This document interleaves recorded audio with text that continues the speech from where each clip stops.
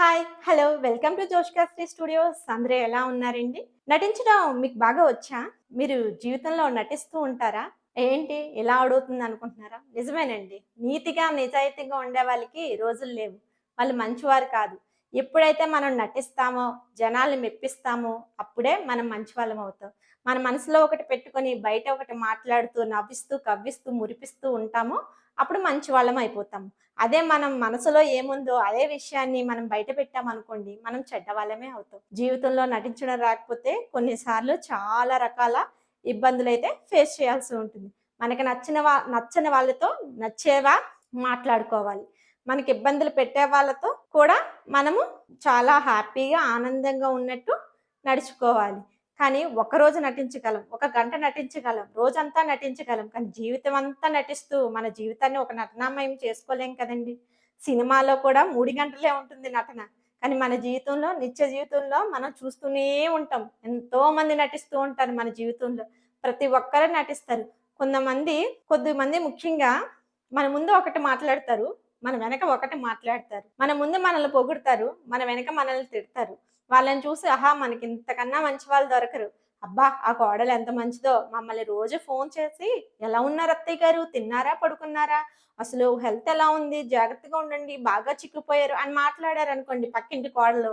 అబ్బా! ఆ కోడలు ఎంత మంచిదో, ఎంత మాట్లాడుతదో మాకు దొరికింది ఇలాంటి కోడలు. ఆ కోడలు దొరుకుంటే బాగుండు అని అనుకోవడమే కాకుండా మళ్ళీ వాళ్ళ కోడల్ని ఆ కోడలతో కంపేర్ చేసుకొని తిడుతూ ఉంటారు.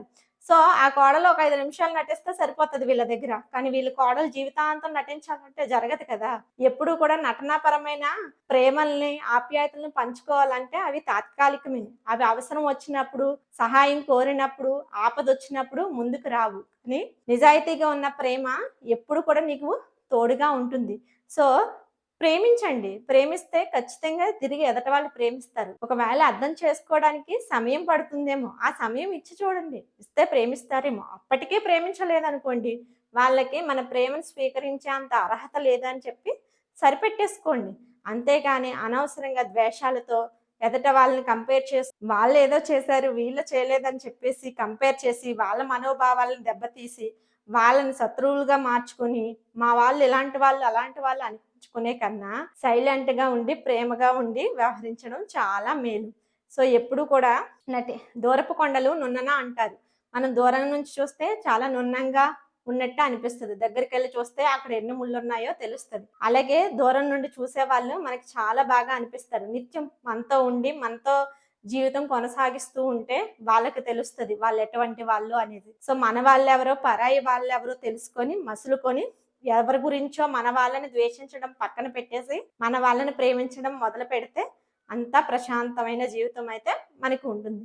సో, కంటెంట్ నచ్చినట్లయితే వీడియో లైక్ చేయండి, షేర్ చేయండి అండ్ కొత్తగా చూస్తున్న వాళ్ళైతే సబ్స్క్రైబ్ చేసుకోండి. మళ్ళీ కొత్త కంటెంట్‌తో కలుసుకుందాం. Until then bye bye. Thank you all.